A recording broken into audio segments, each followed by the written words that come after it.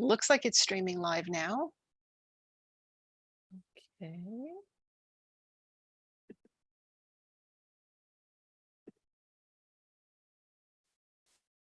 Hello, good morning, good afternoon, and good evening. We're going to try this again and see if it's looping through. So I wanted to talk a little bit about where the breakout room actually originated. We've been doing the breakout room for a couple of months now, and it was actually the brainchild of the summit that we had was the Gender Data Gap in the Startup Ecosystem Summit. And we wanted to start bringing out this idea of actionable change because we've seen so much checkbox change where it's simply just a checkbox and okay, now I feel like I've addressed that specific group. With the breakout room, we wanted to give companies the opportunity to have a holistic view of what their very specific niche market represents. So as an example, I do have to give a little bit of kudos to this book because it was one of those aha moments for me. And there was another one called Unwell Women as well. And I forget the author. I'll have to include that in the show notes. But Invisible Women by Caroline Criado Perez. And it starts to talk about how the world is really built in a way because of who was designing it and then the governance that it was attaching to it, how products and how the world was designed, right down to snow plows. One of the examples they used was about in Sweden, they were joking around and they said, well, at least we won't find any bias in how the roads are plowed. And sure enough, they did. They found that the snow plows were plowing from homes, domiciles, and right into the workplace. Whereas a lot of women would go and drop off children at daycare or go and visit elderly family members before going into work. So that actually stretched what should have been plowed. And there's the bias. And we're faced with this bias, not just by gender, but by race, by religion, by ability, in so many different elements. And we had the idea then to take that down to where ideas really begin, which is in that startup area, right? Mm. And not just ideas, but that whole process is very malleable. So if we can introduce, influence, suggest that as they're going through that process of discovering personas of users, that they do the full breadth of those personas, and they're able to not just design for a stereotype, but now understand the full breadth of what that could be. And that's what we're going to do. And we're going to change the venue, and we will invite startups to come in and talk about their startups and perhaps explore from their perspective how their product might be used in different ways. And we will invite on different panelists to help give their perspective on it as well. And today is no different. We have Susie and Teresa here, who have a breadth of knowledge, not just in diversity and inclusion, but also within the startup and this, I guess, the full private and public sectors as well. Susie, I'm going to start with you. First of all, my name is Cindy Guillon. Welcome to the breakout room, and welcome to the new format, which is now will be streaming live and will be a podcast. Susie, please tell us a little bit about yourself. Absolutely. And thank you, Cindy. And it's a pleasure to be here. And before I start, I have to say it's Unwell Women, the misdiagnosis and myth in a man-made world. And the book author is Eleanor Cleghorn. So it's definitely, I've added it to my list as well. So it's definitely a read. And the other book you recommended is spot on. So I highly recommend it. And before I even introduce myself, I want to acknowledge, in the spirit of reconciliation, I want to acknowledge that I live, work, and play on the traditional, ancestral, and unceded territory of the Musqueam, Tsleil-Waututh, the Squamish Nation, also known as Vancouver. I am super grateful for the original stewards of the lands. I'm Susan McCallion, founder of Social Mission Canada, and I believe that doing well and doing good are not mutually exclusive. And whether you're launching a for-profit or a nonprofit organization or an enterprise, the business needs to be based on a financially sustainable operating model. So I primarily work with the nonprofits and social enterprises and purpose-led organizations to develop this process for them through a system I call viability, feasibility, and sustainability. And I have invested 25 years in the for-profit, 17 years in nonprofit, and multiple mergers and acquisitions. So I've learned a few things, and I have a few things in my back pocket, primarily focused on product development, service development, marketing, sales, and market intelligence and data, all things data, which is absolutely gold. So, to reaffirm your point, Cindy, the one thing that's absolutely crucial in terms of understanding whatever product we're selling, regardless of the sector and the industry, developing something specifically with the target audience in mind is absolutely crucial. So historically, those target audiences have been very traditional in their description. The personas have been very traditional in their description, and I don't think the depth has been there as it should. So bringing it back to what you're saying, I think we're finally come to an awareness place where we could actually go beyond what we've been doing over the years. And thank you for having me. Thank you very much, Susie. And I did forget to do the land recognition for where I'm standing right now. So I'm actually in Collingwood, and Collingwood resides within the territory of the Saugeen Ojibwe Nation, which includes the Chippewas and the Nawashas unceded First Nation and the Saugeen First Nation, and is home to many Indigenous people, including the Haudenosaunee and the Anishinaabe. And Teresa, if you'd like to do a quick introduction for yourself as well, that'd be wonderful. I have the honor and pleasure and fortunate to work with Cindy on LinkingVentures. I have a background working with corporations right into startups and scale-ups. To follow Susie's verbiage, because that is quite an itinerary that you have. I have done many things, and I work towards being the pivotal point of something being impossible to probable to possible.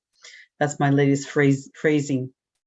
I love to mentor young people in transition of their careers, and being that tipping point to make something happen, especially companies that will then fuel to hire many people and create new technologies. Thank you very much. And we have Kyle here today as well. And Kyle's actually pitched for us twice. So, I just wanted to explain again that we've changed the format a little bit in that we've become more, we're live streaming right now, and it's become more of a podcast where we start to explore how products can change and how startups can actually drive that change of diversity and inclusion right from the get-go.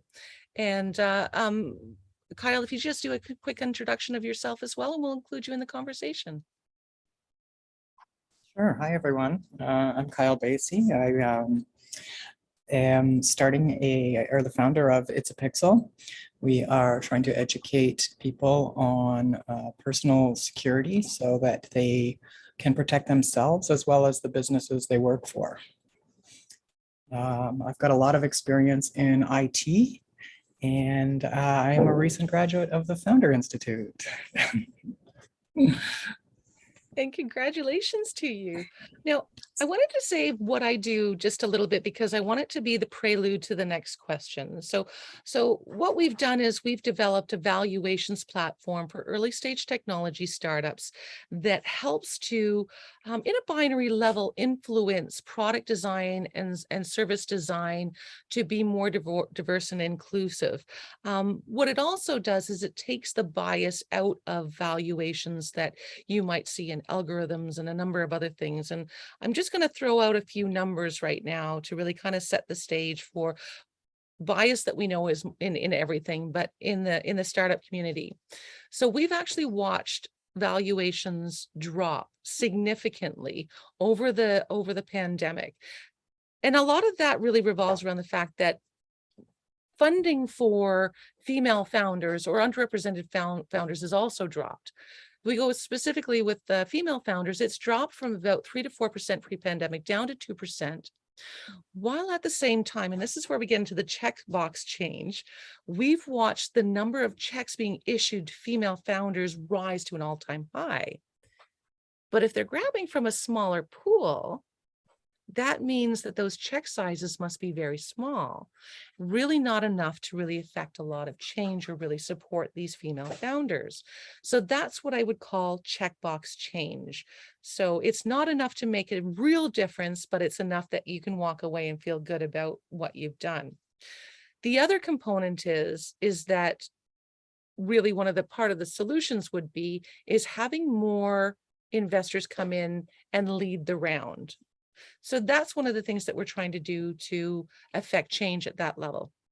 Now, the first question then that I'd like to kind of pose out to everybody and have your thoughts on is, it's easy enough to talk about this and say, let's drive change. We all need to think about diversity and inclusion in product development and service. I'm going to do that.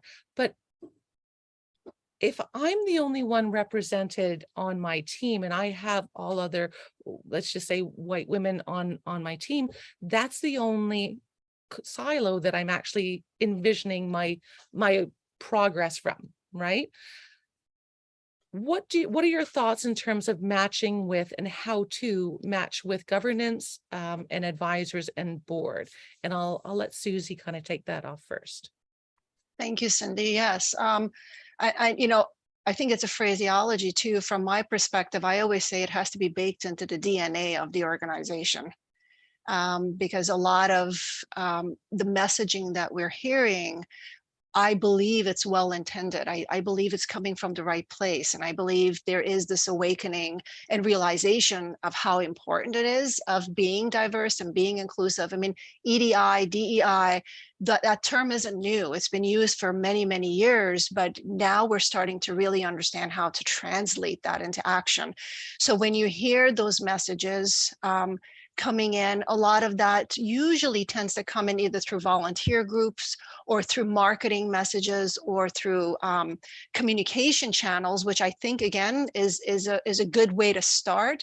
But at the end of the day, when you drill down into your organization's priorities, budgets, and the true day-to-day of what they do and the number of people they're actually recruiting in the different departments, that's the statistics part is the foretelling, which is exactly what you're saying before. Don't be at face value, really drill it down and find out how that actually translates. And to me, that also ties into impact measurement. So how are you defining it? And how are you attributing what you're doing into actual quantitative analysis so that you could know that you're actually making progress with it? So it's not enough to say it, but how are you walking the talk? Indeed, and what gets measured gets done, right? And I love that the impact measurements are so critically important and baked into the DNA of the company. It has to be more than just as an example, a fully male-led company that says I'm going to be a fully abled company, saying that I'm going to be helping out. I'm going to be making sure that my dashboard is inclusive and accessible by everybody, right? You need to have somebody on there that can represent the different aspects that are going to be used. Another point that I wanted to kind of drive home was the fact that not only do we have that there's always that other side of numbers that we're not really addressing. And at that same time, when I talked about that 2%, and I had this conversation with somebody not too long ago, and they were also trying to create change, to affect change. And they were saying, well, actually, those numbers are about 13%, as opposed to the 2%. Excuse me. And I did some digging, and I found out that those numbers actually shot up when you had a male co-founder. So you end up getting more funding if you have a male co-founder with that female founder. So it's these tiny little adjustments that skew perception. So how then would we, because then you have, if you bring in a male founder, you then have the two eyes, right? So you have the two brains representing both sides. How then do you maintain that change and affect that change through that governance and still keep it fluid with your product development? Teresa, from a governance standpoint, or you can actually probably give a different perspective from the advisor side. What should people look for in an advisor to be able to bring in a more rounded product development and service development process? It's going to take a little bit to think about this. Advisors come in all shapes and sizes, and sometimes I hear one week they say one thing and another week another. I guess it depends on the information they're getting in front of them on the topic. But I think a good advisor listens, 2 ears, one mouth, and then brings to the table possible solutions or possible avenues to explore. Because sometimes what works the third time didn't work the first time. And different people come across your path at very different times that might create that opportunity that make that work. And the audience that you will have in front of you. This is sort of leading to some of the people that I mentor and work with. And I think they have to believe they can go for it and trust their gut feel. When they speak to an advisor, at the end, it's what they decide to do with that information. The people at the table, I invite myself to the table and I listen, and I am knowledgeable. I become knowledgeable what's going to be discussed. And I listen, and I take the time to reflect on why they're saying what they say. And I am the white woman at the table. So I can wear different hats and bring that empathy or some other word like that and say, why are they saying that? Why, let's explore what the other people are thinking and why. Does that sort of answer your question? I sort of went on different tangents there. No, it absolutely does. And I also wanted to kind of bring up the point that you had made in the past about also, when you're looking for an advisor, look for people that are side of desk. So they're at later stage of their careers, and they can bring a plethora of experience to the table. And honestly, those are people that are easier to find.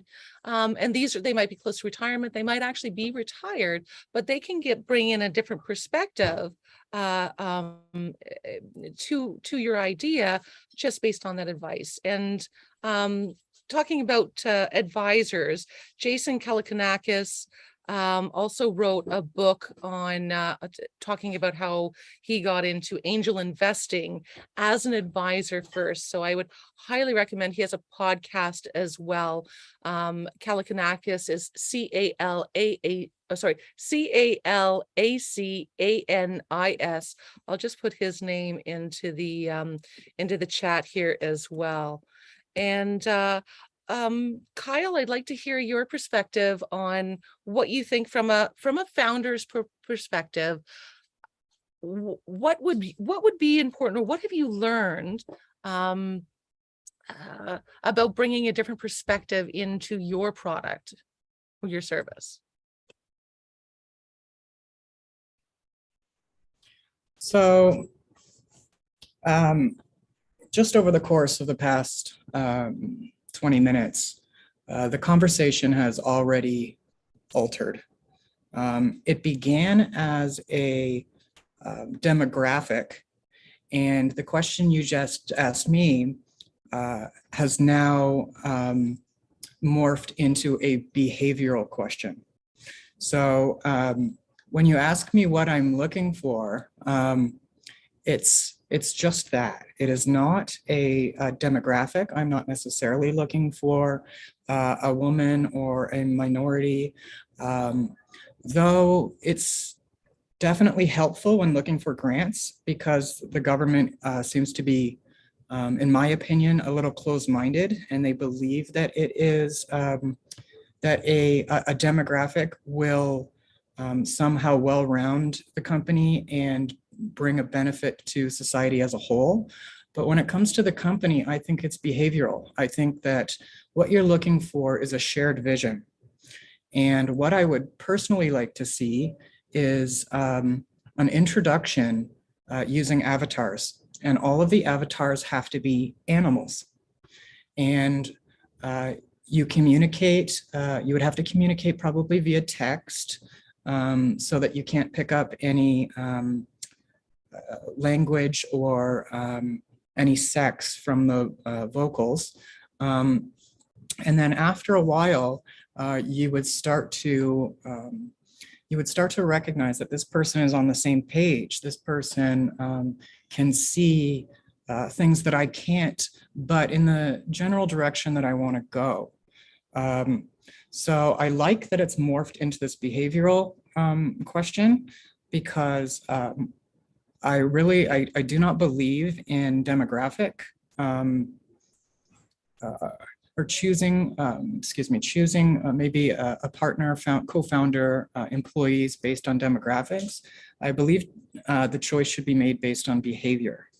And as long as we are focused on a shared vision and not necessarily trying to fill these slots of, okay, I've got my male, I've got my female, I've got all my different races, I've got age, okay, I've got a perfect company. No, not necessarily, because a company with a very similar demographic could be more successful as long as there is a shared vision and everyone can kind of see that 5-10 years down the road. I believe that behavioral is more important than the demographic personally. And I think that's a very creative answer as well, because it does explore it from that checkbox change element that we were kind of talking about at the beginning. And I do understand the behavioral side. And what I'd like to suggest is that the bias is already very strong in the development and in the governance that we and the advisor and the boards that we already have together. So when we talk about government's influence to be able to create a broader spectrum, it really doesn't run the line of behavioral as much as it does try to introduce or influence teams to be able to take a broader perspective right down to the nitty-gritty of product design and development. And what I mean by that is, as I referenced earlier on, we talked about the bias in how roads are plowed, right? And we think about, even in infrastructure, walking into a building and you see bathrooms with massive lineups of women. So, and it might be fully run by women, that company, but it's just an element that hadn't been addressed in the fact that all bathrooms are designed for men, right? Because women use them extremely differently. Therefore, there should be many more for them. And that's the element that we need to introduce from a governance standpoint, so that it's not just a matter of having a co-founder that's representing a different aspect. It's about it being ingrained into the design and having that co-founder, C-level advisor, board member, being able to influence the product and elements of design. And I just wanted to address one more component of what Kyle had mentioned, and that was about the hiring practices and making sure that that culture is embracing that diversity, and that you're not just hiring, again, checkbox change. We're forced by the government to hire a diverse team, therefore check, that it becomes much more strategic, and that you actually have a strategy, a talent acquisition strategy that aligns with and integrates into everything that you do as a company. Susie, go ahead. Yes, thank you, Cindy. And I'm nodding my head up and down like this because the thoughts for me, coming from a multicultural background, I think we need to celebrate our differences. I think there's a lot of power there. There's a fine line, even though I agree with the concept, we just need to be mindful not to neutralize everything so that we're not losing our identities. Our identities is what makes us different, and what makes us, that's our superpower, and put that together. That's why we create what we create. There's power in that.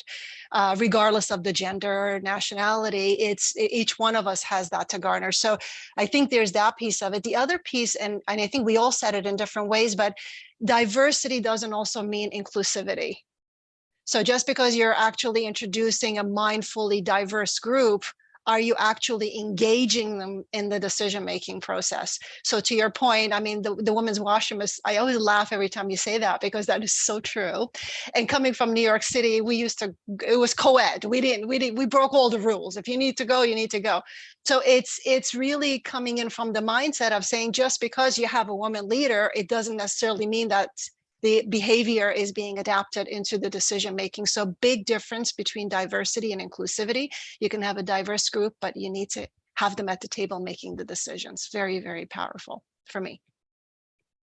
Indeed. And I'd like to open it up. We've actually been a half hour, so I think this has been an amazing first show. And I'd like to thank you all. And I'd just like to have some closing thoughts as we go through. We'll start with you, Kyle.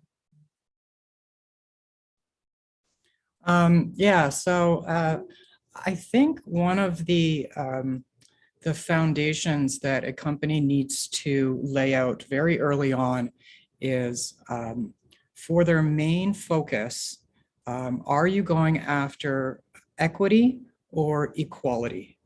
So for the washroom example, you may have a public building and the decision makers have clearly decided in almost every building that equality is more important than equity.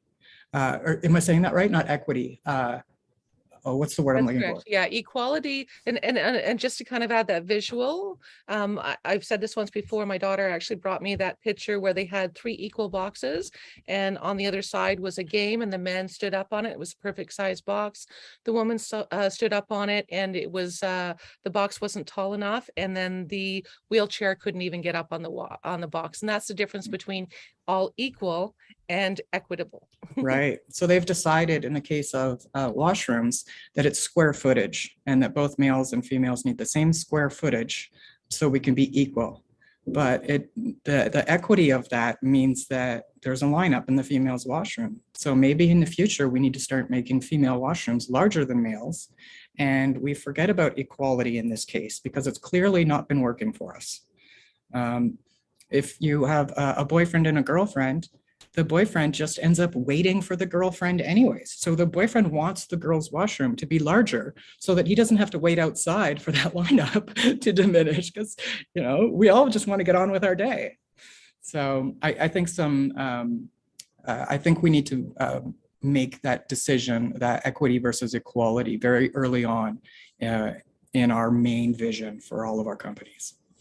And that's what I'm hoping to kind of play around with over these next number of shows. And it's not about men and women being equal. It's not about diversity being all the same thing. It's not about somebody who's differently abled trying to accommodate or clapping because they're doing something that we figure is different. All of us are doing things the way we do them, and it becomes our specialty because it's unique to us. And that's the mindset we need to approach when we do the product design and service design. Is that as an example, we'll go on the medical side. We talk about heart attacks being crushing sensation in the chest and the radiation up and down the left arm. This does not apply to women at all. So it's about doing research on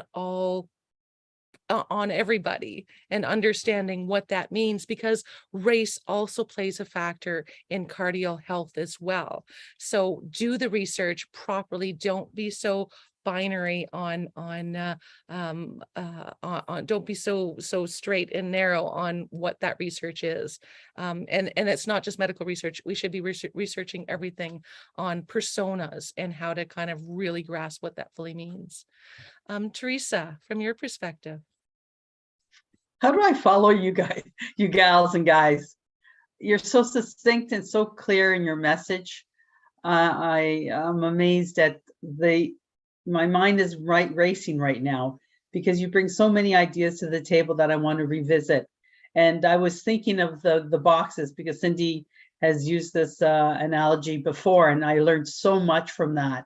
And to Kyle's credit, I always get the two words mixed up. But the idea is that I sit at the table and I listen to the person across from me, be it male, female, or non-binary and the other terminologies. With respect, I say that. And I use empathy, and there's another word that doesn't come to mind. And I've said, why are they thinking that? Why I see that? And I put that hat on, and I walk in their shoes, and I want to learn from that experience and share that and pay it forward. Because I'm that part of my life where I look in the rearview mirror and I want to pay it forward and be that tipping point. So I want to learn from all these conversations and use them in my storytelling when I share advice. I don't like the word advice, but it's information, because in the end, it's what you do with it. I think I like the way you put that together, right? Everybody has their own perspective, and it's so unique to be able to bring that to the table. But it's also important for us to understand that just as we have a unique perspective, everybody else around does as well. I was part of a founding team a while back, and it was a very toxic environment, and I was excluded based on stereotype and a number of elements like that. And the biggest thing that I came out of that experience with was the understanding that everybody has a story. So as much as that's a piece of my story, everybody around that table that reacted that way also had a story. It doesn't make it right, but it gave me an opportunity to learn from it and move on. The other point is, just like I have a story, I should have the opportunity, I should give other people the opportunity to tell their story so that I can listen to it. What that does is it opens a dialogue. And in creating a dialogue and creating a conversation by listening and hearing, right? You also give that opportunity to further enact change. And that's a perspective that I bring with me to this day. When even if I see somebody angrily yelling at somebody, I'm like, there's a story there. And I don't know what it is, and it's not my place to judge, right? So keeping our minds open means keeping our ears open as well. Susie, final thoughts. Gosh, I always say people that you pass by every day are going through things that you have absolutely no idea about. So you have to be forgiving, and people's behavior tells you very little about you, but it does tell you a lot about them. So I think we need to come at each other with care. And I'll repeat this again, equality doesn't mean brushing everybody in the same taint. So let's be equal, but at the same time, let's respect each other's differences. And there's a lot of beauty in that. And I think I think there's a lot of information that we've unpacked today, and I'm excited for next month, where we'll explore through the breakout room diversity and inclusion at the startup level, at when things are at their most malleable, through product design, service design, governance, and the governance support within that ecosystem. I'd like to thank all of you. I like ending these types of things with a little story. When I was really young. I lived very close to my school, and I was running home one day. I saw my my best friend up ahead, and I was yelling after her, Hilda, Hilda, Hilda, Hilda, Hilda. And I got up and realized it wasn't her. So I just kept running and waving and yelling around the corner, Hilda, Hilda, Hilda. And nobody noticed, so it was wiser. So for all of you out there that feel like you're running blind, you feel imposter syndrome, just keep running and waving. Nobody will notice. So have an amazing evening, and we will see you next month.